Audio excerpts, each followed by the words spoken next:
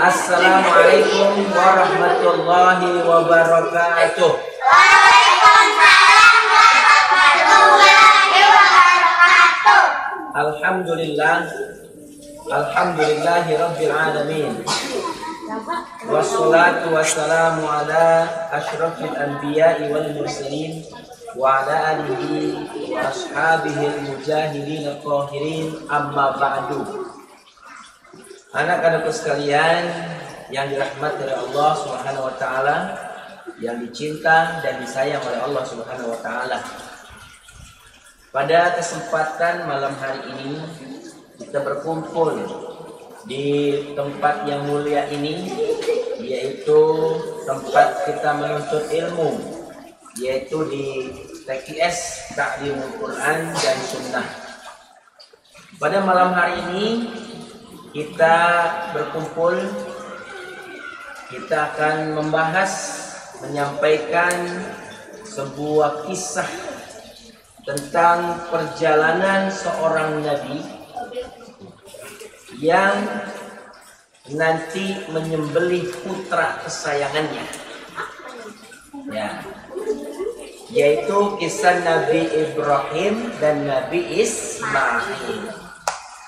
Kenapa pada kesempatan ini saya sampaikan? Karena terkait bulan ini adalah bulan Zulhijjah, di mana bulan ini banyak sekali keutamaan, karena di dalamnya banyak sekali rangkaian ibadah. Yang pertama adalah ibadah haji, ya. Umat Islam yang memiliki kemampuan, mereka wajib menjalankan ibadah haji ke tanah suci Makkatul Mukarramah yang ada di tanah suci Mekah, ya. Dan pada bulan Zulhijjah ini pula, bagi yang memiliki kelebihan rezeki, kelebihan karunia, dianjurkan untuk melaksanakan kurban atau menyembelih hewan kurban. Yang selanjutnya ada satu rangkaian ibadah yang tidak kalah pentingnya di bulan Zulhijjah ini, memiliki pahala yang sangat besar, yaitu melaksanakan puasa sunnah di bulan Zulhijjah, tepatnya pada hari Tarwiyah dan hari Arafah, yaitu tanggal 8 Zulhijjah dan tanggal 9 Zulhijjah. Pada kesempatan ini Pak Ustadz akan menyampaikan semua yang berkaitan kepada kurban dan berkaitan kepada puasa sunnah yang ada di dalam bulan Zulhijjah, puasa sunnah Tarwiyah dan puasa sunnah Arafah. Anak-anak sekalian yang berbahagia, berbicara tentang sejarah kurban, kita umat Islam di bulan Zulhijjah ini yang memiliki rezeki yang luas, sebagai rasa syukur Allah atau Islam memerintahkan kita untuk menyembelih hewan kurban. Hewan yang boleh disembelih untuk dikurbankan adalah kambing atau domba, atau sapi atau unta.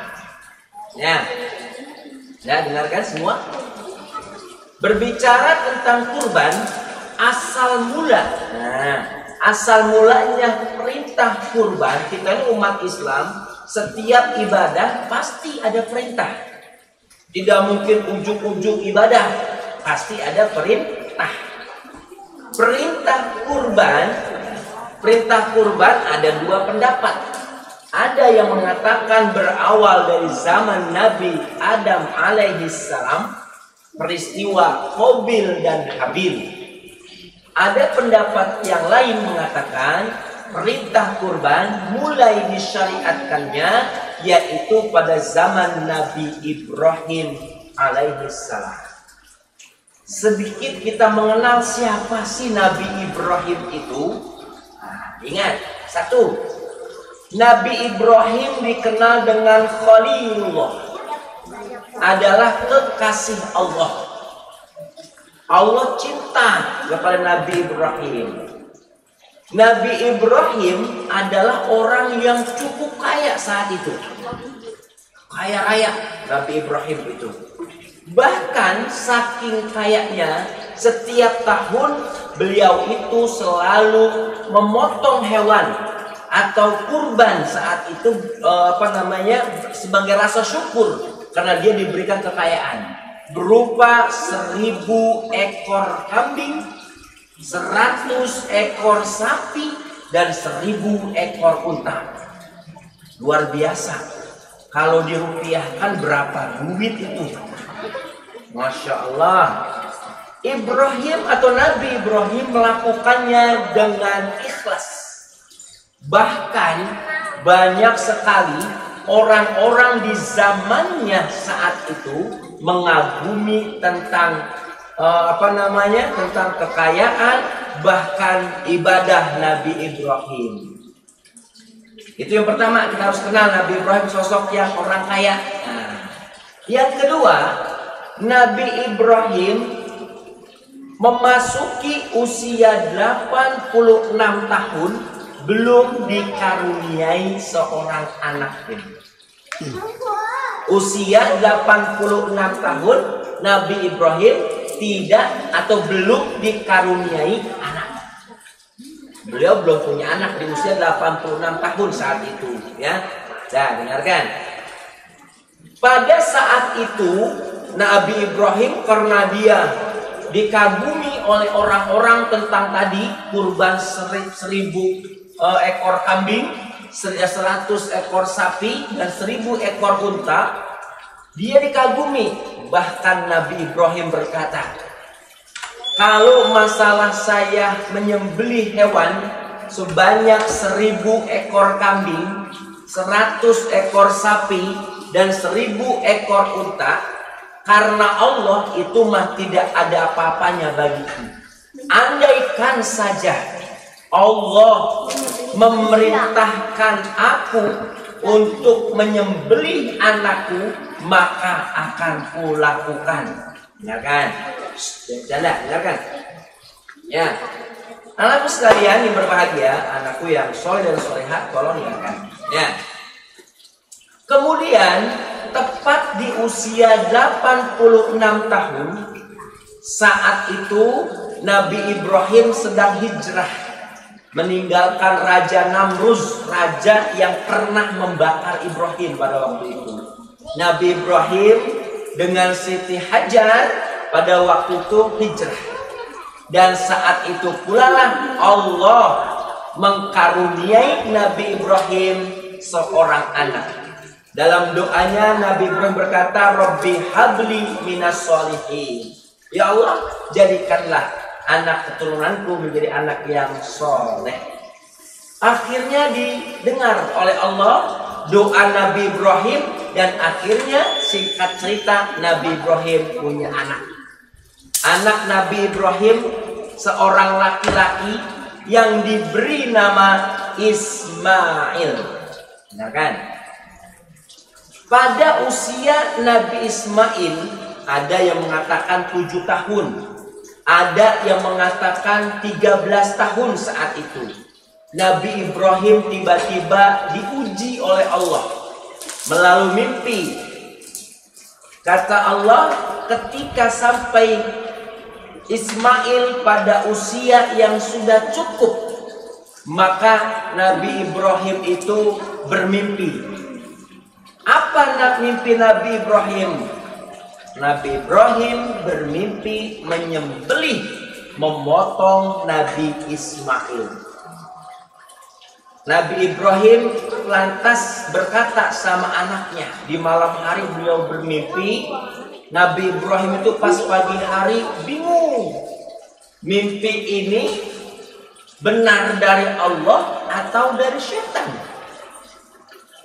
Nah, pada malam itu terjadi tepat pada malam ke-8 Zulhijjah yang kita kenal dengan hari Tarwiyah.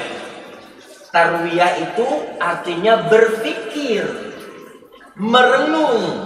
Karena Nabi Ibrahim malam harinya bermimpi, disuruh oleh Allah menyembelih putra kesayangannya yang sudah lama dinanti-nanti baru datang. Tadi saya ceritakan, saya sampaikan, Nabi Ibrahim kan usianya 86 tahun baru punya anak. Berarti nunggu punya anak lama. Ya kan? Setelah punya anak, anaknya usia 7 tahun, ada yang mengatakan 13 tahun, disuruh potong. Kira-kira gimana tuh? Nabi Ibrahim merenung, berpikir, makanya di hari itu disebut dengan hari Tarwiyah. Ingatin, terjadi pada tanggal 8 Zulhijjah. Kemudian di malam ke-9-nya Nabi Ibrahim bermimpi yang sama. Nabi Ibrahim bermimpi yang sama, mendapat perintah dari Allah untuk menyembelih Nabi Ismail, yaitu putranya. Besok harinya, di hari ke-9, disebut dengan hari Arafah. Artinya Nabi Ibrahim sudah tahu, sudah yakin bahwa mimpi itu adalah dari Allah. Kalau mimpi dari setan cukup sekali. Ini sampai 2 kali Nabi Ibrahim bermimpi yang sama. Berarti itu merupakan perintah dari siapa? Allah Subhanahu wa Ta'ala. Di tanggal 9 itu dikenal dengan hari Arafah. Nabi Ibrahim saat itu ngobrol sama Nabi Ismail. Karena Nabi Ismail sudah cukup dewasa, sudah cukup besar lah, bisa mampu diajak komunikasi dengan baik. Kata Nabi Ibrahim, ini mana nih ya, saya melihat dalam tidurku, dalam mimpiku, kata Nabi Ibrahim, aku disuruh menyembelihmu, hai Ismail. Bagaimana pendapatmu, wahai Ismail? Nabi Ismail walaupun masih kecil, dia seorang nabi, terdidik dengan didikan Nabi Ibrahim yang soleh. Kata Nabi Ismail mengatakan, wahai ayahku, kalau memang itu perintah dari Allah, lakukan. Semoga aku termasuk orang-orang yang sabar, kata Nabi Ismail. Jadi di tanggal 9 itu sudah setuju Nabi Ismail untuk disembelih. Nah, pelaksanaannya tanggal 10 Zulhijjah yang kita kenal dengan Yaumun Nahar, hari penyembelihan, hari pemotongan kurban. Makanya nanti di bulan Zulhijjah ini nih, tanggal 10 Zulhijjah setelah Idul Adha, kita sholat sunnah Idul Adha, kita menyaksikan penyembelihan hewan kurban. Terjadi pada tanggal 10 Zulhijjah. Nabi Ibrahim di tanggal 10 Zulhijjah itu mengajak Nabi Ismail ke sebuah bukit. Ke sebuah bukit. Ya, dengarkan, jangan ngobrol. Nabi Ismail sudah mendandani, sudah menghias Nabi Ismail. Pakai pakaian yang bagus, pakai wangi-wangian. Nabi Ibrahim sudah ngasah, Pak, pisau yang sangat tajam. Pisau ini kalau diletakkan dihempaskan di batu bisa terbelah. Berarti tajamnya kayak apa? Luar biasa kan tajamnya. Dan pisau itulah yang nanti akan digunakan Nabi Ibrahim untuk memotong Nabi Ismail. Ketika mereka berdua sudah sampai di bukit, dengarkan, yang ngobrol. Ketika keduanya sampai di bukit, Nabi Ismail langsung dibaringkan di sebuah batu yang besar. Udah siap-siap mau diapain? Potong. Kata Nabi Ismail, wahai ayahku, kau pastikan pisaunya itu tajam. Jangan sampai nanti aku itu menderita. Karena kalau tumpul kan berkali-kali kan menderita. Makanya anjuran memotong hewan, baik hewan kurban, potong ayam, senjata atau pisau yang digunakan harus tajam. Akhirnya Nabi Ibrahim membuktikan ketajaman. Dia pukulkan tuh pisau di atas batu, terbelah batu itu. Berarti tajam atau tidak? Tajam. Tuh, sudah tajam Ismail. Wahai ayah, nanti kalau ibu bertanya kepada ayah tentang diriku, salamkan saja kepada ibu. Nabi Ibrahim menangis. Ya, kenapa menangis? Karena anak kesayangannya mau dipotong. Yang motong diri dia sendiri. Ya. Setelah Nabi Ismail diletakkan, kemudian pisau tajam sudah diletakkan di leher Nabi Ismail, kemudian Ibrahim siap memotong. Apa yang terjadi? Pisau yang begitu tajam tadi tidak mempan melukai kulit lembutnya Nabi Ismail. Bingung Nabi Ibrahim. Kata Nabi Ismail, wahai ayahku, mungkin karena kau tidak ikhlas, tolong palingkan wajahku, jangan sampai lihat pisau. Supaya mungkin pisau itu bisa pengaruh karena kamu tidak ikhlas. Akhirnya nurut Nabi Ibrahim sama anaknya Nabi Ismail. Akhirnya diapakan? Ya dipalingkan Nabi Ismail supaya nggak melihat pisau. Dicoba lagi, ternyata tidak juga mempan. Pisau yang begitu tajam tidak melukai, jangan melukai, berbekas pun tidak di lehernya Nabi Ismail. Padahal pisau itu tajamnya luar biasa, batu bisa terbelah, berarti kan tajam sekali.